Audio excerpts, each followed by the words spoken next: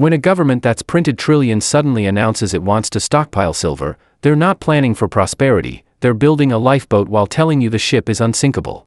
Buried in a 2024 policy paper that received zero mainstream coverage, Trump's team outlined something called a Strategic Silver Acquisition Framework, targeting implementation by 2027. The language is bureaucratic, sanitized, technical, exactly the kind of bloodless prose governments use when they're hiding desperation behind spreadsheets. And at the center of this framework sits a number that should make your blood run cold: $8 trillion. But here's what you need to understand before we go any further. Every empire that's ever returned to precious metal reserves was already dying, they just hadn't admitted it yet. Every single time a government suddenly remembers that metals have intrinsic value, their paper currency is already worthless. Rome in 301 AD. Emperor Diocletian's desperate silver standard reform as the denarius disintegrated. France in 1720, when John Law's paper money scheme imploded and the government scrambled back to gold. Weimar Germany in 1922, secretly calculating gold reserves even as the mark was entering its death spiral. Venezuela in 2016, Maduro's gold repatriation theater as the bolivar began its terminal descent into hyperinflation. It doesn't matter if it's silver, gold, platinum, or any physical asset backing. It doesn't matter if the government is imperial, democratic, socialist, or populist. When governments suddenly remember that metals have value, their fiat currency is already dead, they're just not ready to announce the funeral yet. And you might be thinking, but this is America. We're different. We're the reserve currency. We have the strongest economy on earth. That's exactly what they all thought. Rome believed their empire was eternal. The French thought their system was revolutionary genius. Germans convinced themselves they'd engineered a solution. Venezuelans trusted their oil wealth would save them. They were all wrong. The $8 trillion figure isn't random. Someone, somewhere in a Treasury Department office or a Federal Reserve conference room, ran a calculation. They measured it against something specific: total debt, M2 money supply, derivatives exposure, unfunded liabilities. They did the math on how much physical silver would be needed to maintain even a fractional illusion of backing. And they arrived at $8 trillion. That calculation is a confession dressed up as policy. Tonight, we're examining 4 historical moments when leaders made this exact play, when governments facing currency collapse reached for precious metal reserves as their last desperate move. And more importantly, we're looking at what happened in the 12 to 24 months after those announcements. Because the pattern doesn't just repeat, it accelerates. But before we decode what Trump's 2027 calculation really means, you need to understand the pattern, because every single time a government has done this throughout history, the sequence of events is identical. The pattern is always identical. 7 stages. Every single time. Across empires, across centuries, across continents. The names change. The dates change. The specific metals change. But the sequence? The sequence never varies. Stage 1, massive currency expansion. War, spending, political promises, it doesn't matter what triggers it. The printing presses start running. The government needs more money than it can collect in taxes, so it creates money from nothing. Initially, nobody notices. The economy might even seem to boom. Stage 2, early inflation signals emerge. Prices start rising. Economists notice. But the warnings are dismissed as transitory, as temporary supply chain issues, as the price of progress. The government insists everything is under control. The public believes them because they want to believe them. Stage 3, elite panic.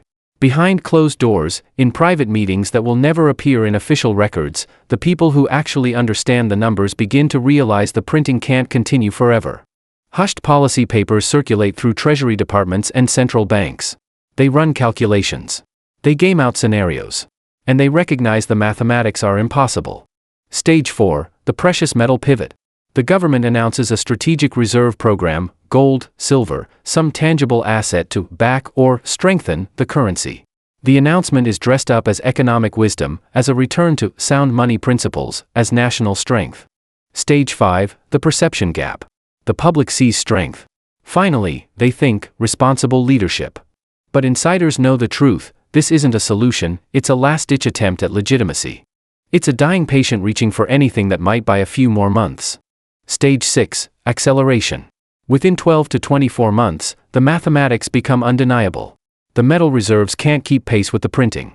The gap between circulating currency and physical backing grows exponentially. Numbers start moving faster than comprehension. What took months begins taking weeks, then days. Stage 7, complete collapse. The metal reserves are seized, redistributed, or revealed to be fraudulent. The currency dies. Political extremism fills the vacuum. Society fractures. Why does it always fail? Because you cannot back exponential debt with finite metal. It's mathematical impossibility disguised as economic policy. Imagine a timeline. On the left, unlimited currency printing, exponential growth, compounding, accelerating. On the right, limited metal reserves, fixed supply, finite, bounded by physical reality. The gap between them grows exponentially. The precious metal reserve announcement is the moment governments admit they see the gap, and hope you don't. And here's the psychological trap: every leader believes their version will work because they're doing it right this time. They've studied the failures. They've learned from history. They're smarter, more careful, more sophisticated. They all thought they were different. Until they weren't. Sound familiar? Let's examine 4 times this exact sequence played out. The first time this pattern revealed itself was 1,700 years ago, when the most powerful empire on earth discovered that silver couldn't save a dying currency, it could only delay the inevitable. The first time this pattern revealed itself, it nearly destroyed the greatest empire the world had ever known. By 300 AD, Rome's currency had been dying for nearly 3 centuries. The denarius, once the symbol of Roman economic might, had gone from 95% silver under Augustus in 27 BC to a pathetic 5% silver under Gallienus in 268 AD. Citizens could bite coins from different years and actually taste the metal changing. Silver at first, sharp and clean. Then copper, dull and bitter. Then something that tasted like desperation, base metal coated with a thin silver wash that flaked off in their hands. The empire was hemorrhaging. The 3rd century had been catastrophic: military chaos, barbarian invasions, economic collapse. 50 emperors in 50 years. Most died violently. The army had essentially become a king-making machine, auctioning the throne to whoever promised the biggest bonus payments. And to make those payments, emperors debased the currency further and further, each one destroying what little value remained. Enter Diocletian in 284 AD. A military strongman who promised to restore order. And in 301 AD, he announced his solution: the edict on maximum prices combined with comprehensive currency reform. A return to silver-backed money. Restoration of sound money principles. The announcement was positioned as strength. Restoring Roman greatness. Ending the chaos. Rebuilding the foundation of the eternal empire. The public reaction was exactly what you'd expect. Hope. Celebration. Relief. Finally, a strong leader who understood economics. Finally, someone who would stop the endless debasement and bring back real money. But here's what Diocletian's advisors knew, huddled in their private meetings in the imperial palace: the empire's expenses were enormous. Massive military, sprawling bureaucracy, constant wars, infrastructure spanning 3 continents. They ran the calculation.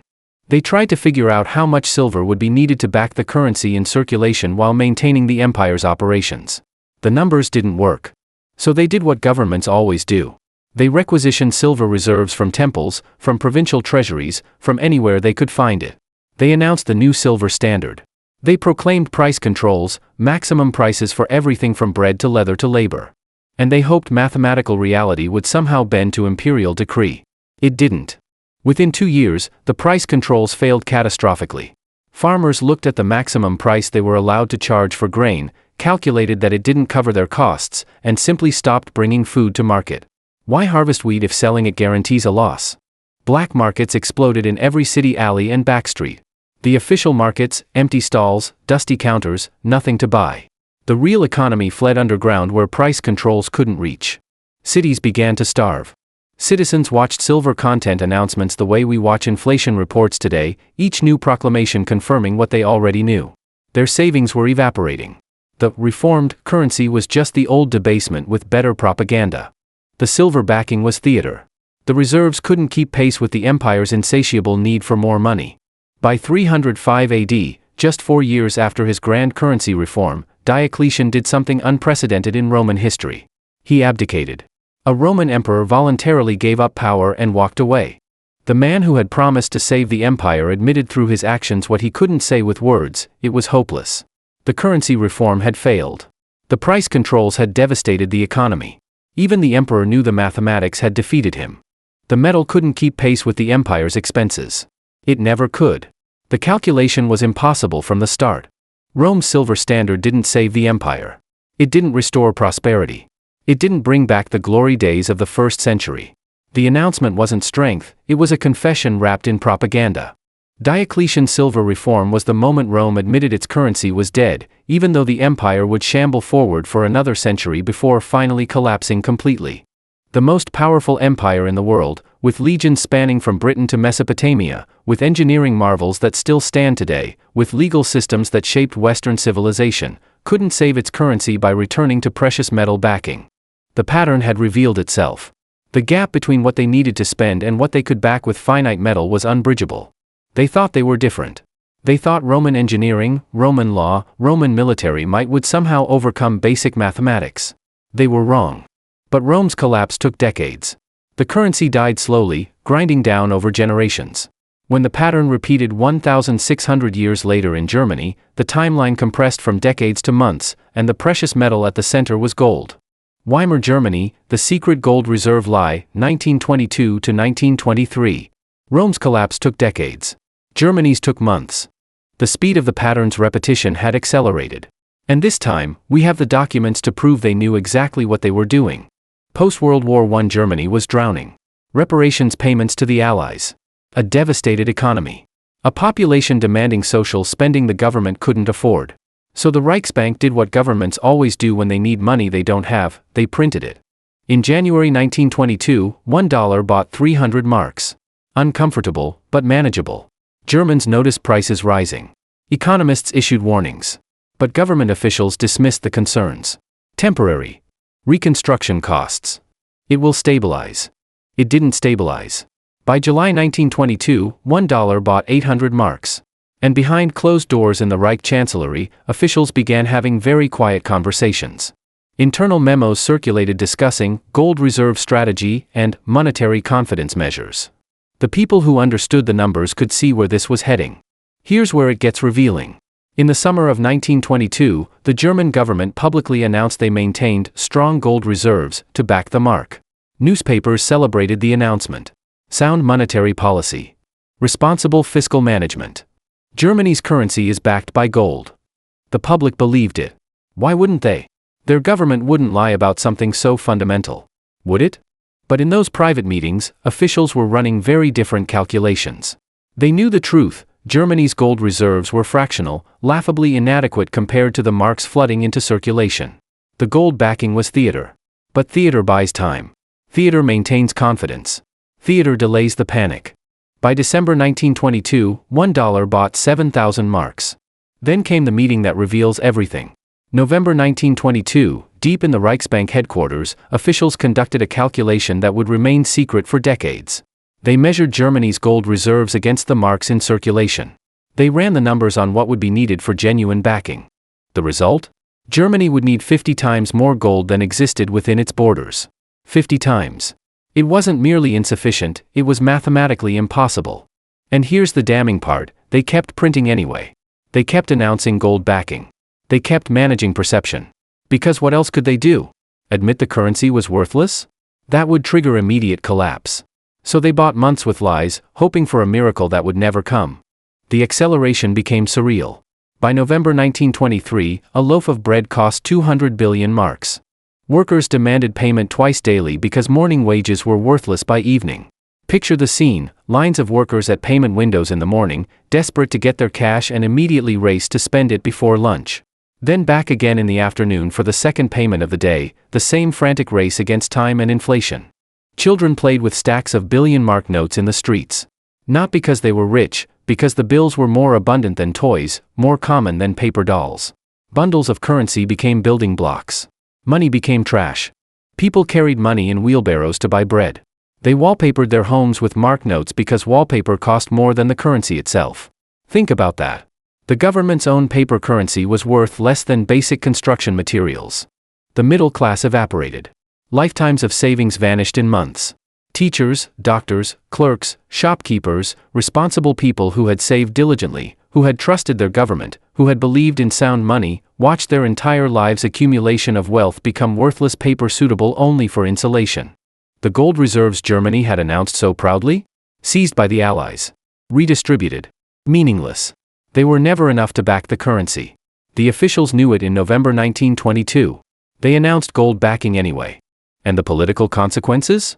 11 years later, in 1933, Hitler rose to power on the rage and desperation of a population that had watched the Weimar Republic destroy their currency, their savings, their future.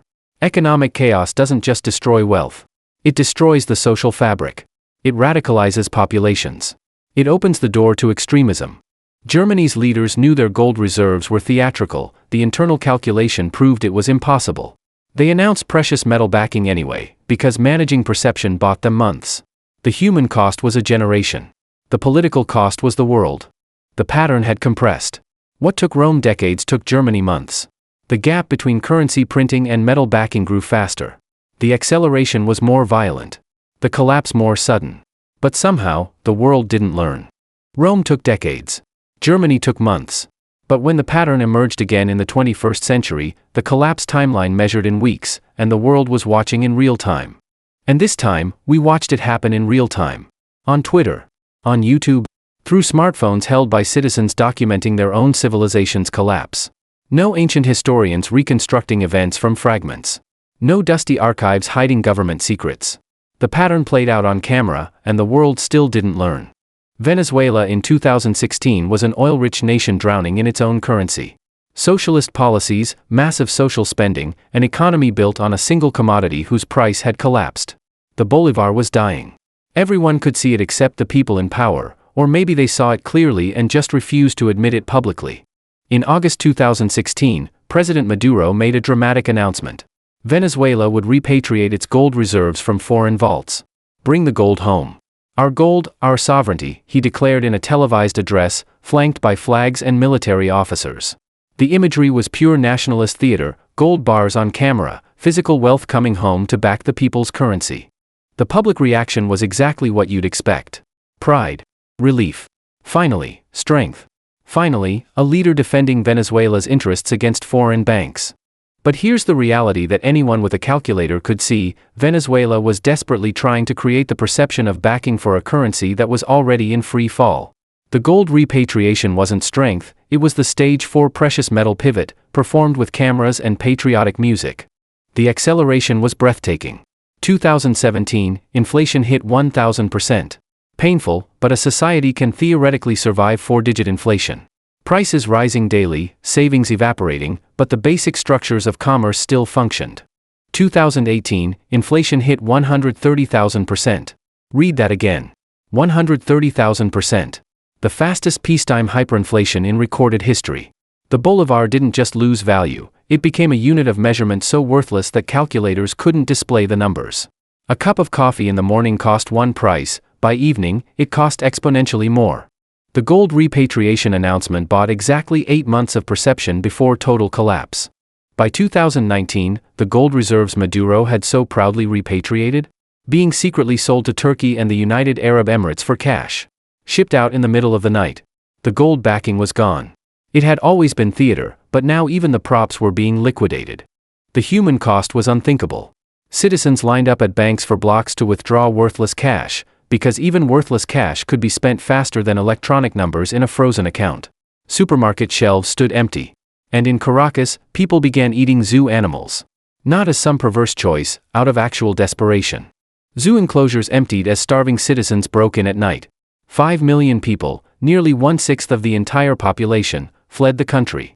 Venezuela's gold repatriation was broadcast as strength. 8 months later, citizens were eating zoo animals. The announcement wasn't a solution, it was a countdown. Now consider Russia. In 2014, facing Western sanctions over Crimea, Russia began a massive gold accumulation strategy. The narrative was de-dollarization, reducing dependence on the US dollar, building economic sovereignty, preparing for a multipolar world. State media showed impressive footage of Russian gold vaults, Fort Knox-style imagery of bars stacked floor to ceiling. The numbers are striking. Russia increased its gold reserves from 1,040 tons in 2014 to over 2,300 tons by 2023. Massive accumulation. Deliberate strategy. Publicly framed as strength and foresight. And here's the critical question: is Russia different? Their economy is larger than Venezuela's. Their resource base more diverse. Their financial system more sophisticated. They can sustain the strategy longer. The collapse won't happen in months or weeks, maybe years, maybe longer. But the pattern is identical: fiat currency weakness leads to metal accumulation, leads to crisis preparation. The Russian government is doing exactly what Diocletian did, what Weimar officials did, what Maduro did. They're reaching for physical assets because they don't trust their paper currency's long-term viability. The modern twist is that we can watch it happen in real time.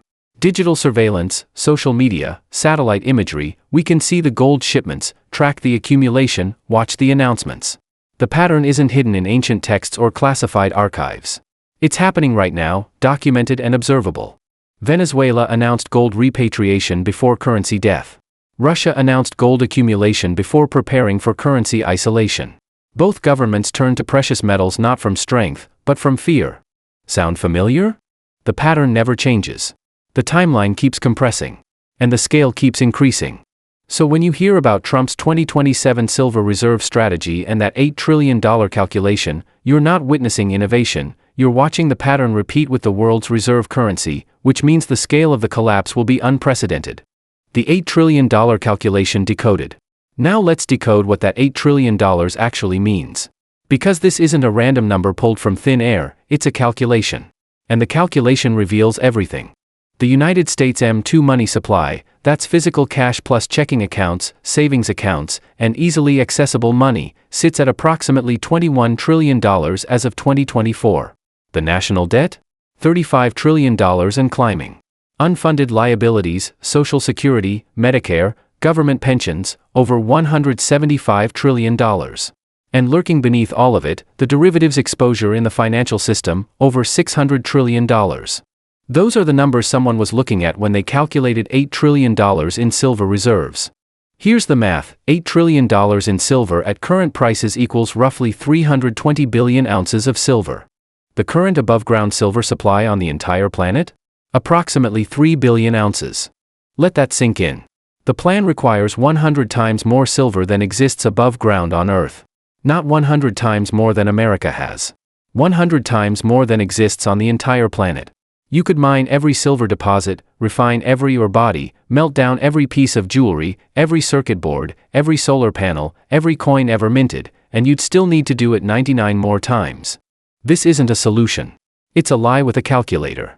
But here's what the calculation actually reveals when you run the real numbers. $8 trillion is roughly enough to back approximately 40% of the M2 money supply using fractional reserve ratios. Not full backing, fractional. The same kind of theatrical backing Diocletian tried, the same illusion Weimar officials maintained, the same perception game Maduro played. Which means insiders are planning for a 60% currency destruction event. They're calculating how much metal they'd need to back what's left after 60% of the dollar's value evaporates. Read that again. The $8 trillion silver reserve isn't designed to prevent collapse, it's designed to manage the aftermath of collapse. Why silver instead of gold? Silver is more abundant, has industrial uses, and is harder for the public to hoard in meaningful quantities. Rome chose silver because it was common. Germany used gold because it was scarce. Both failed. The metal doesn't matter, the mathematics remain impossible. And the timing? 2027 isn't random. That's when debt ceiling projections show critical pressure points. That's when Social Security and Medicare funding cliffs converge. That's when the mathematical realities become undeniable even to the public. Someone looked at the timeline and chose 2027 because that's when they believe the system stress becomes critical. This is what "nobody sees" means in that policy paper title. This isn't economic policy, it's triage preparation. It's not about preventing the collapse, it's about positioning for after the collapse. When you see the announcement, and you will see it, framed with American flags and sound money rhetoric and appeals to strength and sovereignty, understand what you're actually watching. You're watching elites get into position. The announcement pattern will be identical to every example we've examined. Strength, sovereignty, sound money principles, responsible fiscal policy. Finally, leadership that understands economics. The media will celebrate it. Economists will debate the technical details. The public will feel a surge of relief and confidence. And the insiders who ran the calculation, who know it requires 100 times more silver than exists, who know it's designed to back 40% of what's left after 60% destruction, who chose 2027 because that's when the timeline becomes critical, they'll be quietly positioning for what comes 12 to 24 months after the announcement. Now that you understand what the $8 trillion calculation reveals, let's talk about what happens in those 12 to 24 months after they announce it, because the pattern shows this is when the real catastrophe accelerates. The 2027 to 2028 collapse timeline. The warning signs are flashing brighter than ever. And now you know exactly what to watch for. Phase 1, 2025 to early 2027, preparation. It's already happening. Policy papers are circulating through Treasury departments and Federal Reserve offices right now. The language is careful, technical, sanitized, strategic reserve frameworks, monetary sovereignty initiatives, sound money exploration. Officials who understand the mathematics are having quiet conversations. Government entities will begin quietly accumulating silver. Not publicly. Not through dramatic announcements. Through obscure procurement channels and classified budget lines. Meanwhile, media trial balloons will float into the discourse. Op-eds about returning to sound money principles. Think pieces exploring the case for precious metal reserves. Academic papers discussing post-fiat monetary systems. The public will dismiss it as fringe. Conspiracy theory territory. Nobody mainstream takes it seriously. Yet, Phase 2, 2027, the pivot. The announcement will come as a major presidential address. Oval Office. American flags. Solemn, confident tone. The Strategic Silver Reserve Act. It will be framed as strength, American economic sovereignty, responsible fiscal policy, learning from history, building a sound foundation for the future. The media will celebrate it. Finally, fiscal responsibility in Washington. A return to sound money principles. Bold leadership on economic security. Cable news panels will debate the technical details. Economists will appear on morning shows explaining why this is prudent policy. Gold and silver prices will spike initially. The markets will interpret the announcement as validation. For 30 to 90 days, there will be false confidence. Relief. The feeling that finally, someone is taking the currency seriously. That window, those 30 to 90 days, will be the last moment of calm. Phase 3, 2027 to 2028, the acceleration. The mathematics will become obvious. The realization will spread, there isn't enough silver. Not close. International confidence will crack. Foreign governments holding treasury bonds will begin quietly dumping them. The dollar index will show increasing volatility, wild swings that become progressively more violent. The Federal Reserve will face the impossible choice: print more money to cover the widening gap, triggering hyperinflation. Or don't print, triggering depression-level contraction. History shows they always choose printing. Every single time. And here's where the timeline compression becomes critical. Rome's collapse took decades. Germany's took months. America's will take weeks. Digital markets, algorithmic trading, global interconnection, the acceleration will be faster than any historical precedent. Treasury bonds tumbling on screens, red numbers cascading in real time. Fed officials in emergency weekend sessions, trying to contain what cannot be contained. You'll watch grocery prices change between morning and evening.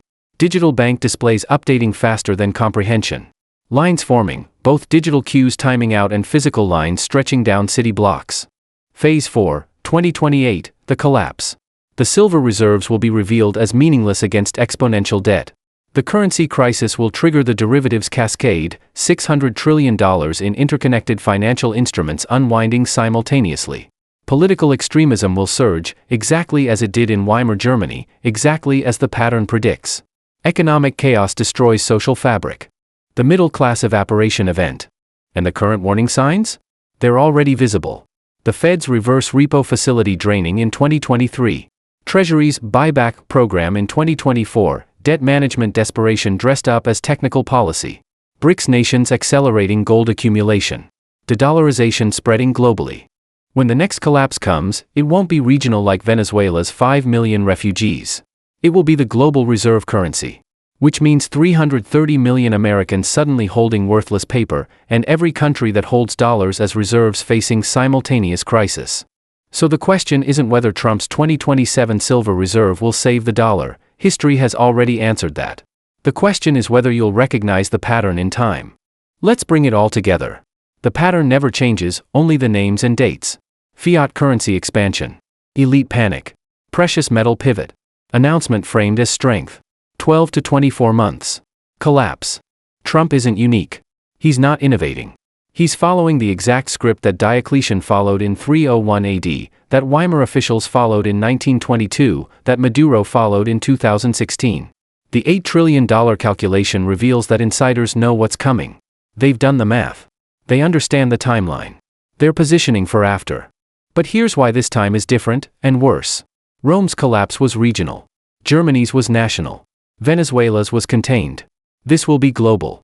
The world's reserve currency doesn't collapse in isolation, it takes the interconnected financial system with it. Digital markets will accelerate the collapse speed beyond any historical precedent. The $600 trillion derivatives exposure creates systemic cascade potential that didn't exist in any previous collapse. And there's no bailout available. When the reserve currency fails, who rescues it? There's no larger economy to provide stability. There's no external lender of last resort. The mathematical impossibility remains unchanged. You cannot back exponential debt growth with finite physical metal. The universe doesn't contain enough atoms to make the math work. It didn't work for Rome. It didn't work for Germany. It didn't work for Venezuela. It won't work for America. Every civilization that's tried this believed they'd figured out the solution. All of them collapsed. They all thought this time was different. The question isn't whether the dollar will survive this. History has answered that question with 100% consistency across 4 civilizations spanning 2,000 years. The question is when the announcement comes, and whether you'll understand what it really means. The question is whether you'll be ready when 2027's headlines scream about America's return to sound money and strength and sovereignty, and you'll understand you're watching the countdown. History doesn't repeat, but if you ignore its lessons, it will crush you. The $8 trillion calculation isn't a plan, it's a confession. They know what's coming. Now you do too. If this opened your eyes to a pattern that's been repeating for 2,000 years, hit subscribe, because when the 2027 announcement comes, you'll want to understand what you're really watching. History has all the answers. The only question is whether you're paying attention.